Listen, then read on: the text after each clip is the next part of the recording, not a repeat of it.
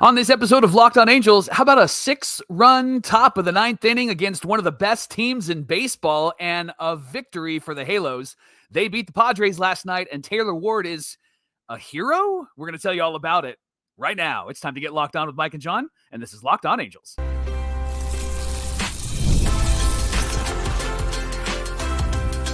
You are Locked On Angels, your daily Los Angeles Angels podcast. Part of the Locked On Podcast Network, your team every day. Say nice things about Taylor Ward. Thanks for making Locked On Angels your first listen of the day. You can find us anywhere you get your podcasts, including Apple Podcasts, Spotify, and SiriusXM by searching Locked On Angels. And if you'd like to get back to the Super Halo Bros for all the Super Halo content, here's some things that you can do. Leave us a rate and a review on Apple Podcasts. If you're watching on YouTube, hit that thumbs up button. And if you're not subscribed, please subscribe and become a Locked On Everydayer. And whether you're watching or listening, come over to YouTube and leave a comment. It's one of the best ways to get in touch with us and be a part of the conversation. And this episode of Locked On Angels is brought to you by FanDuel. Right now, new customers can get $200 in bonus bets when your first $5 bet wins. Thanks for being here for this episode of Locked On Taylor Ward. You've got the Frisch Brothers here with you, a.k.a. the Super Halo Bros. My name is John, and that's my brother Mike. I'm sorry, Taylor. And my name is Mike, and that's my brother John. Hey, we've been hosts of this channel and this show for the last 4 seasons. This is our 4th season. I'm all flustered, Mike. A big old win. Try to make a joke, and then I trip over myself. We're here 5 days a week talking Angels baseball with you Monday through Friday. If you're looking for Angels content, we're here every single weekday for you. On today's show, we got an update on Ben Joyce, a discussion about Ryan Johnson and the role he should play for the Angels. But let's recap what the heck happened down in San Diego. The Angels win 9-5 over the Padres. Johnny, let me take you to the most important part of the game. That was the top of the 9th inning. It was the It was the Angels' third opportunity to try to come back in this game. Probably could have been closer if it wasn't for Jackson frickin' Merrill. That guy's a stud. We'll talk about him in just a minute. But top 9, Robert Suarez comes in. He's the closer for the Padres. John, he's been awesome. His ERA entering this inning was .51. So he comes into this inning and he gets Matthew Lugo on a strikeout to start the inning. And we're like, okay, this is it. It's all over. 5-3. Angels are going to lose this game. And then Rengifo pinch hits and he singles up the middle. Then Logan O'Hoppe pinch hits and he draws a walk. John, he hit a fly ball to right field and Fernando Tatis had it in foul territory and it popped out of his glove, similar to what happened earlier with Jorge Soler over there. So little luck on our side. It eventually led to a walk by O'Hoppe. Then Joe Adell pinch runs for him. Then the hero of the game is Zach Neto. Well, one of the heroes of the game is Zach Neto because that guy had a great game. He then walks a great at bat with at the plate, and then he loads the bases with that walk. Then Nolan Shonowell comes up, who did have a good game, but Jackson Merrill stole a couple of hits from him. Yeah, he did. He draws a walk, and the Angels score a run. Then the Angels are down by 1. It's 5-4 at this point, and Yoan Moncada comes up. And John, I was screaming at the television because he swung at ball 4 twice. Yeah. Twice, right? Yeah. So 3 times, I think. And one of the Elias Diaz almost caught the foul tip and it fell out of his glove. So that's another situation where it's like, oh man, you could have had it right there. And they had luck on their side in this one. Right. So finally, he draws a walk, and it ties the game. It was the first blown save for Robert Suarez since last year. Yeah, Johnny. Wasn't it like 20 consecutive, including the playoffs, like 20 consecutive save opportunities or appearances? And Mike, now that stat's going to be out there, the Robert Suarez blows his first save in 20 appearances to the Angels. It's like, that's a stat that happens to us when it's like, Andrew Heaney has a perfect game against the Angels. Like, it's just something that always happens to us. It's nice to have it on the other shoe for once, right? Right. Johnny, I loved this inning. Oh, yeah. And I loved this inning because the Angels were patient. Right. They were allowing the pitcher to get himself into trouble, and they didn't help him get out of trouble, John. No, only Yoan Moncada with those swinging at ball 4. That's where it got a little dicey. Yeah. But Mike, I said, say nice things about Taylor Ward, but the fact is, this inning doesn't happen if those guys aren't patient at the plate, letting Robert Suarez get himself in trouble, and he couldn't locate. No. And it was just like, don't swing at anything, guys, because he's throwing that fastball. He couldn't get it in the zone. And, this is a kind of a cliche, but Gooby was saying, like, hey, he's aiming the ball. Like, he can't put the ball where he wants to because he's trying too hard to aim it. And so that's the thing, is the Angels didn't help get him out of trouble. There's a pitching change for the Padres. It's like a submarine thrower. Jacob comes in. Soler gets a strikeout on 3 straight pitches. Then Taylor Ward, who had a good at bat. There was a pitch I was like, you should have swung at that one. But then he found the right one. Hits a grand slam, Mike, and it was a big one. 6 runs off of one of the best closers in baseball and the best bullpen in baseball. The Angels only had 2 hits in that inning, win the game 9-5. By the way, Robert Suarez's ERA rose from 0.51 to 3. Yes, in this inning. So sorry to those who have him on your fantasy team, because that's going to be a very large ding if you're scoring. Not so good. Man, Mike, Neto for me, and maybe we can dive into this deeper. Zach Neto is becoming a 5-tool player. Yes. Defense. I want to see, where the batting average is at the end of the season, but we already know he can hit homers. We already know he can steal bags. Maybe a lesser version of a Bobby Witt Jr. type, because I don't know if his ceiling is Bobby Witt Jr.-esque, but he's certainly on his way to being a 5-tool player, somebody that, speaking of fantasy, you might want to take at the end of the first round or maybe at the beginning of the second round, because you need to hit all your categories. And he's just, 2 for 4 with a home run in the first, a big walk in the 9th inning. Yohan Moncada, 2 walks and a hit. And then, of course, Taylor Ward, 2 for 4 with 4 RBIs in this one.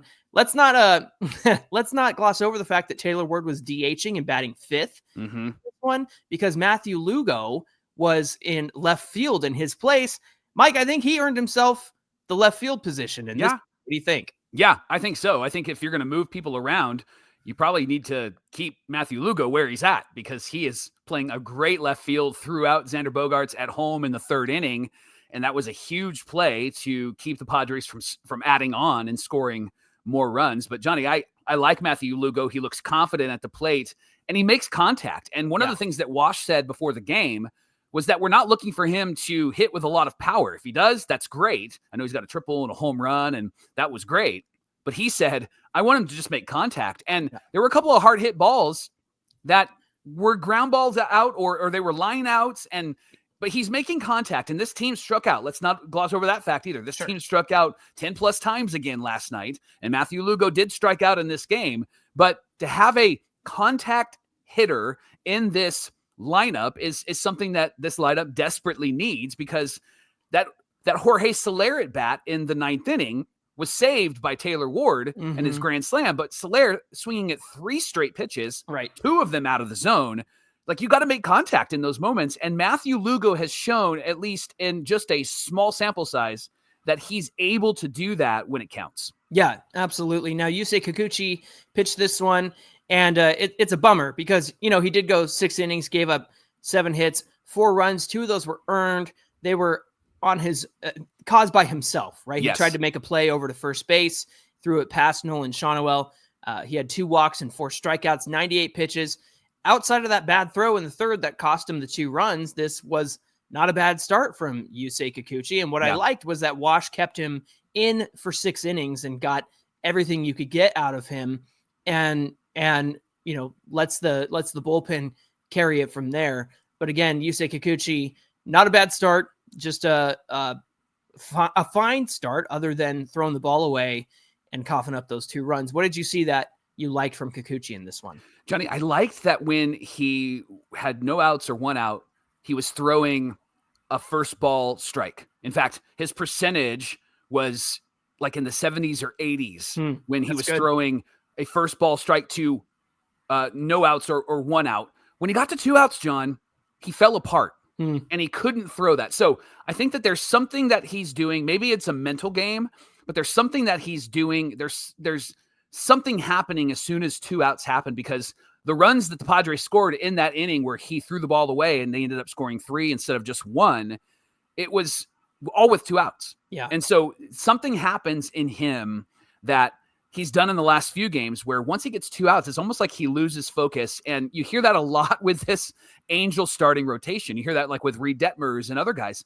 And so Kikuchi needs to figure out what it is that's not clicking in those moments and continue to stay focused. And I know he threw the ball away. He really tried to make a good effort there, but John, why is it that this team with a guy like Ron Washington, who's got these infield drills and he's so adamant on these guys being really, really good in the field, why do they get really panicky in really significant moments? It just felt like he got panicky there and chucked it. And then there was a play later on in the game where Shonowell could have had a double play. He throws it down to second. They could have thrown it to first, but his throw was like awkward and to the shortstop side. And what is it about this team that just gets so panicky? It's the pressure of trying to be better than the numbers you've been put up. I think everybody's pressing. I think everybody is trying to be better than what they've put up so far, Mike. And that's the thing, is like a lot of these guys haven't even hit their, FanGraphs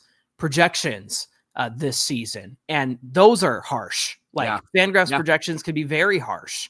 And for these guys to not quite hit that level yet, I think is saying something about the mentality of the team. We hear all the time, like, yeah, the locker room's good. There's good camaraderie. But yeah, when it gets to crunch time, whether it's 2 outs or whether it's got to make this play, it seems like they fall apart. Yeah. You mentioned Zach Neto being the 5-tool player. John, I noticed something as I watched the game last night. The Padres just have it. They just have it, right? And the stadium's packed. It's a Monday. And I know the announcers on our side kept saying, man, it's Monday. This is incredible. This is what happens when you field a strong team. And this is what happens when they're a competitive team. And this is what happens when you draft well and develop well. They just have it. And Jackson Merrill, like, he would have been the player of the game if this 6-run inning didn't happen in the 9th inning, because he had a diving catch that kept the Angels from scoring off the bat of Nolan Shonowell just one inning before that. And a triple, and then he comes around to score, right? And so guy's incredible, John. And I noticed that the Angels have a Jackson Merrill like Zach Neto. Like they have him in Zach Neto. But what Merrill has is 5 or 6 other players around him that are hyped, fired up, excited, right? Bring all of that. It doesn't seem like Zach Neto has that yet. Those guys are still being figured out. So, Johnny, who are those guys for Zach Neto on our team, or who has the potential to be the Machados and the Tatises and the Luis Arraezes on our team? I think it's got to be fresh blood. I think that there are a lot of guys, when you think about Rengifo and Ward, who have just been here through all the suck of the last couple of regimes in terms of management and the bad teams that they've been running out there, right? They've been overshadowed by Shohei Ohtani. They've been overshadowed by Mike Trout and Anthony Rendon, even though they haven't been on the field very much. And so that's the thing, Mike, is you look at the Padres, you look at Jackson Merrill, he's not overshadowed by Bogarts or Machado or Tatis, right? They're all a team together. They're all collectively like stars together.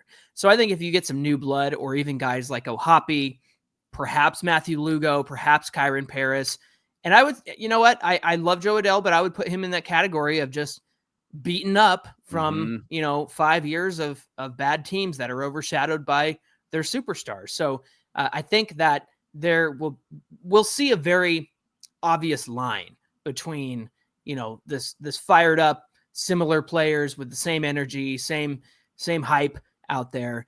And I think it starts with Zach Neto. I think it goes to O'Hoppe. Maybe Lugo is one of those guys. And if Kyron Paris can find it again, maybe he'll be part of that as well, because he was certainly loving when he was cooking at the beginning of the season. You could see that on his face. Thanks for making Locked On Angels your first listen of the day. Coming up, what do the Halos do with Ryan Johnson? He went down to high A. Now they have the opportunity to make him a starter, or is he best suited as a high leverage reliever? We're going to share the best way forward coming right up. How about those NBA playoffs? The Celtics lost Jason Tatum last night. Hurt his leg, ankle, maybe Achilles. It might be something bad, like he's going to be out. Like it's terrible. And I'm not even an NBA fan, and my heart was broken for him. Not a Celtics fan, and my heart was broken for them.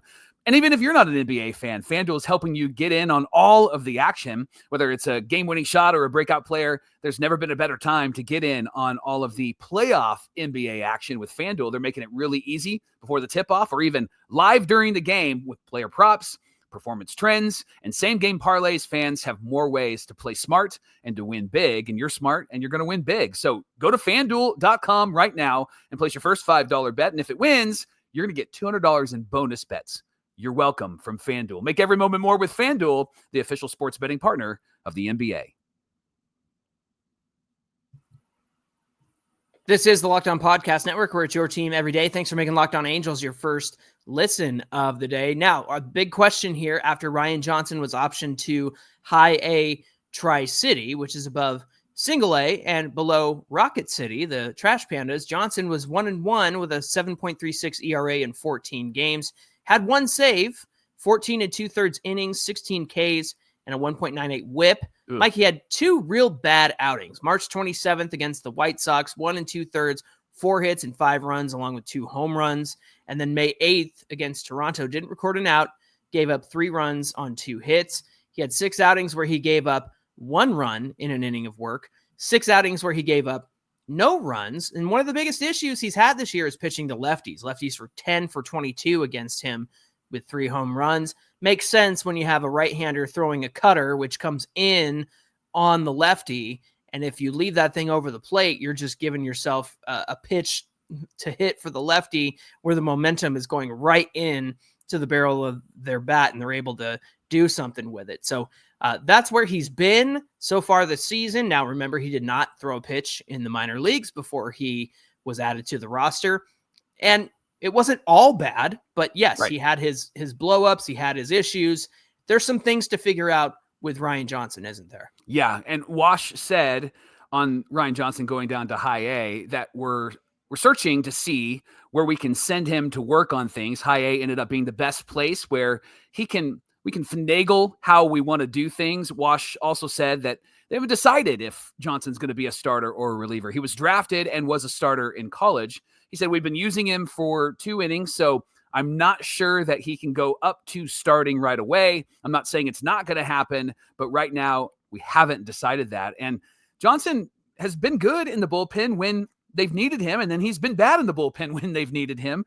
And on his bullpen performance, Wash said that he was happy enough with his work recently and that he threw him into difficult waters when called upon. And Johnson was ready to go. He was always ready to go. In fact, he came back out in a game where he wasn't supposed to come back out in a game because another pitcher was called in, right? But Wash said that he saw Johnson as one of their top 3 high leverage relievers, and he used him that way most of the time. And we'll talk about bullpen usage in the next segment. But Johnny, what do you think is the best way forward for Ryan Johnson right now? Yeah, when you're discussing a starter or a reliever, here's my concern about being a starter. Now, I know that he did it in college, but we also know that college can be a very different environment from the majors, obviously. My concern with him being a starter is, first and foremost, the delivery, Mike, where it's kind of funky, it's different, it's interesting. Now, that might play well as a starter where, the guys can't get a good read off the ball. One of the things they always said about Jared Weaver was because he's so tall, he's able to hide the ball behind his body before he releases it. And then that's why he was so effective, even with a, 87 mile an hour fastball. It's just, he got a lot of extension. And so that fastball that was coming in at 87, looked more like maybe 92, 93 to the hitter. But to use your body to hide the ball like that is something Jared Weaver did really well. I wonder if there's something to that with Ryan Johnson being a starter. But my concern is, how repeatable is that delivery? And would it make him injury prone? That's another concern that I would have if Ryan Johnson were to be a starter. Now, if I were to consider him as a bullpen guy, Mike, I like the energy he brings. And I like the way he, stomps around the mound and things like that in between batters that, not that he couldn't bring that as a starter, but when you got a guy like that who's just, fuming out the nose like the old, bull in the Bugs Bunny cartoons, like that's what Ryan Johnson is when he's in those situations as a reliever. And sure, there were moments where he was effective, moments where he wasn't effective. That's going to happen when you're 22 years old and you're on a major league club without throwing in the minor leagues. But I think there's something to him and the energy he brings out there. It's kind of like to me, when Kenley Jansen comes out, he's calm and cool and collected. He's got a veteran presence when he comes out there. I think if you were to talk about Ryan Johnson, he's got a presence out there, and it's, like a wild bull. Like I keep saying, like he's a beast out there. And I almost wonder if using him eventually in high leverage situations where perhaps he does work on things down in the minors and comes back up to be a reliever. I really like the energy he brings for one high leverage inning where, hey, you're facing Tatis and Machado and Merrill. Can you get those three guys out? Well, here comes Ryan Johnson lumbering out there, kicking his feet and doing all that stuff. I almost would prefer to see him in that situation. But you tell me, where do you see him fitting either as a starter or a reliever? And when do you see him coming back? I think he's got to be a reliever. He's got to be in the bullpen for a couple reasons. One, you mentioned the energy. Mm-hmm. I think that is what you want from a guy that's coming in a high leverage situation. Mm-hmm. But you also have to use him well, and having him dominate in an inning and then bring him back out is what Wash did a lot this season for a young guy that hasn't really been developed, right? Second thing, the reason why I think he should be a bullpen guy is he reminds me a lot of another guy who was supposed to be a starter, but it didn't work out, and they moved him to the bullpen, and he ended up being the all-time leader in holds, and that's Scott Shields, because Scott Shields was so fired up when he would come out. And if you are new to the Angels, Scott Shields was a part of the World Series team. And in the early 2000s, it would be like Scott Shields, Francisco Rodriguez, and then Troy Percival. Mm-hmm. And so those three guys would dominate 7, 8, and 9. I think Ryan Johnson has a Scott Shields vibe to him, a seventh inning vibe to him. And you have a lot of starters in the minor leagues right now. Now, I know you can never have enough starters, but here's where I would probably push back on some people who are like, it's so dumb that they didn't have him develop in the minor leagues and they brought him up. He should be a starter, all of those things. Those are the same people that'll say the Angels can't develop anybody. So they're sending him back down to develop him, which is what everybody was like, they probably should do that. But then in the same breath, same mouth, they're like, no, the Angels can't develop anybody. So I wonder what it is for some of our everydayers, some Angel fans out there. Reality is they sent him to high A. So there is not necessarily a role that they're trying to figure out. I think it's more about the stuff that he has and being able to use it in the most effective way.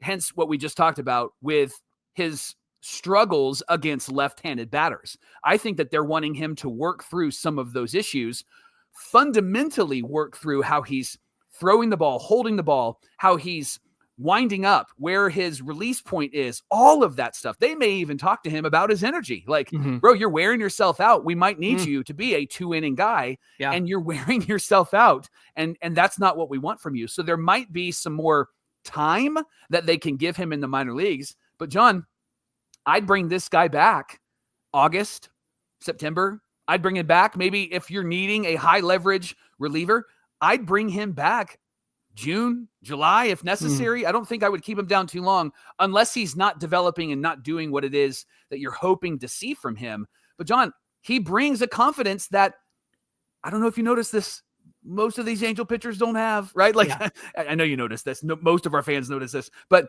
most of these pitchers have no confidence on the mound. What do I do with 2 outs? Exactly. Yeah. And I want a guy who's like, give me the ball. I'm going to throw it. I'm going to fight to stay in this inning. I know I just gave up a grand slam. Let me get the next guy, right? I want that. And I want that on this team right now. And so I hope Ryan Johnson develops and does what he needs to do. I'd keep him as a high leverage guy because I think that he's best suited for that. Yeah. You mentioned something about his delivery. You mentioned something about his energy and how they might, make that a topic of conversation.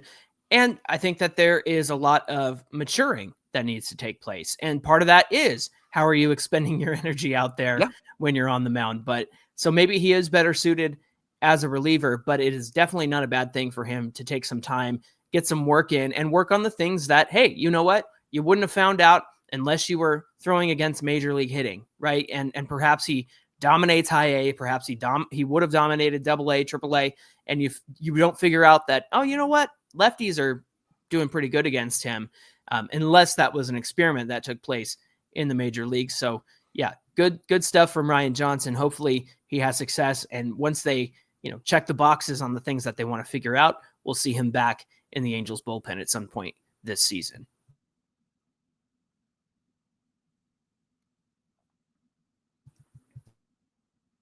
Angels decided to move Ben Joyce to the 60-day IL this last weekend. Joyce said things in his right shoulder are just not feeling right.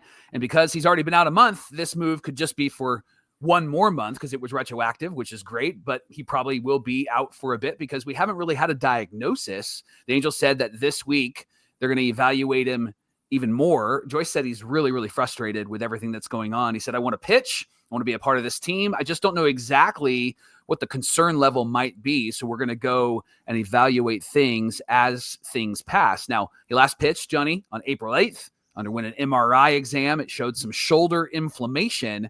He tried to throw at the end of April. Again, didn't feel right. Took another break. Then he tried to throw last Thursday, and he said it still just didn't feel right. Joyce said he is going to see a doctor this week, see what the options are. And I love this. He said, I just want to be healthy. I just want to contribute. And he was asked, Johnny, about his velo. And I know that he's known for the 105 miles an hour, right? And there's a bobblehead for that.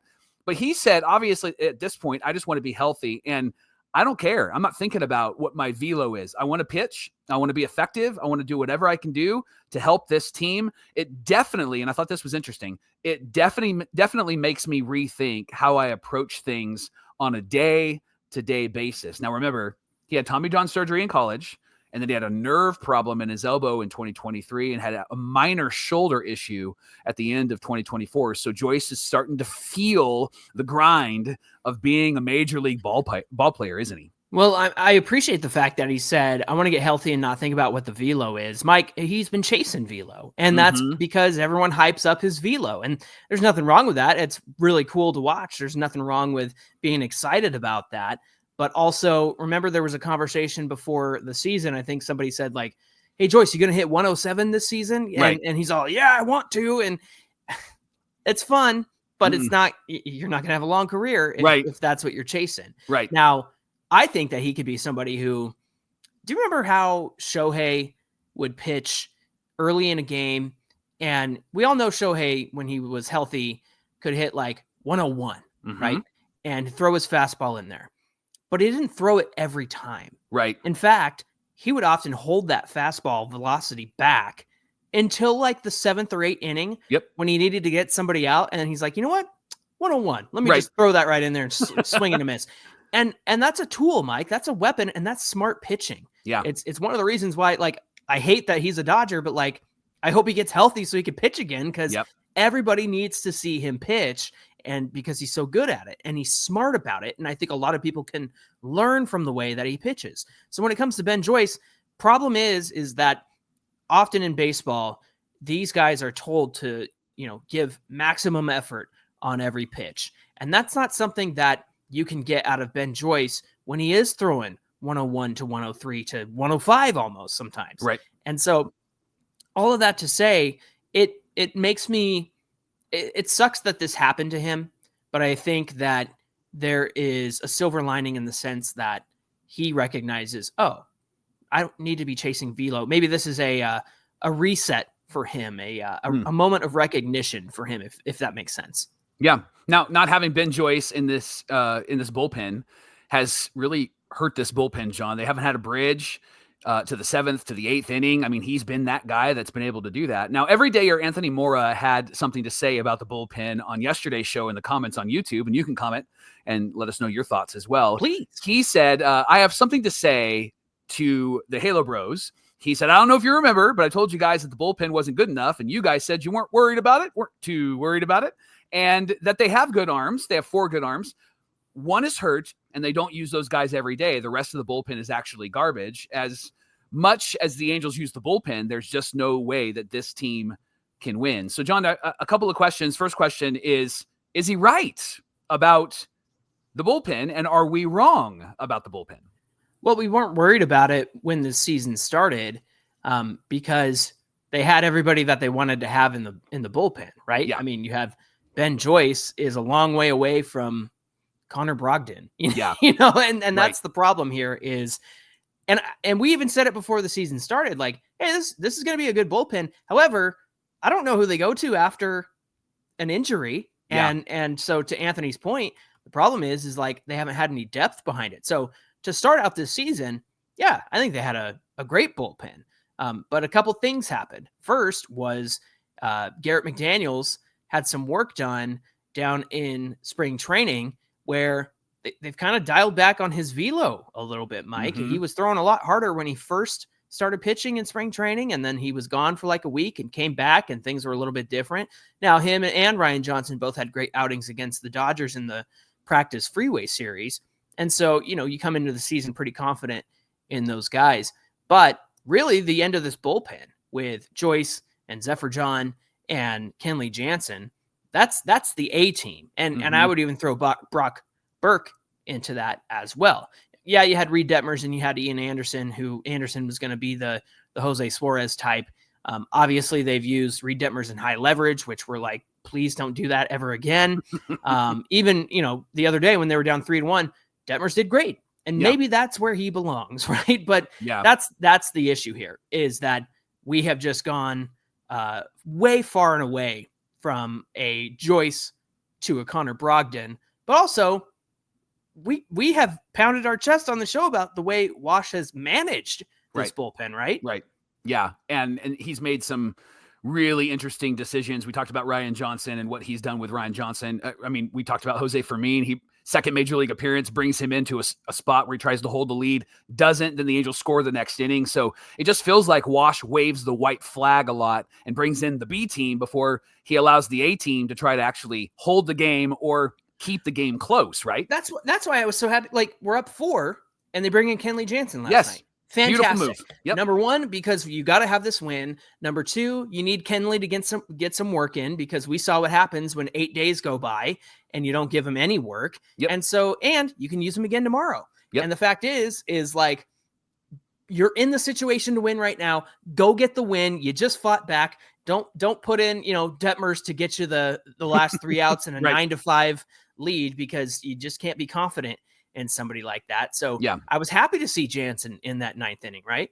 Yeah, happy to see that. And Johnny, I honestly think Ben Joyce is the key to this bullpen being better, because I think it makes the decisions easier. It helps Ron to be less stupid with those decisions at the end of the game, right? Because he's bringing in Ben Joyce, and then he's got Ryan Zephyr-John, and then he's got Brock Burke. And the list goes on and on and on. And I think Ryan Johnson, in some aspects, if he's on this roster and Ben Joyce is healthy, then Ryan Johnson's only out there for an inning, right? And I get that they don't go to these guys every single time, but if they can mix and match really well, and somebody like a Jose Fermin continues to be good like he was last night and in his last 4 outings, then you're looking at a pretty strong bullpen. So I don't disagree with Anthony that the bullpen has struggled, but I think that there's a very big difference between the A and the B, and Wash often will turn to the B, which is why the stats in the bullpen look awful and aren't great when you go to Baseball Reference, right?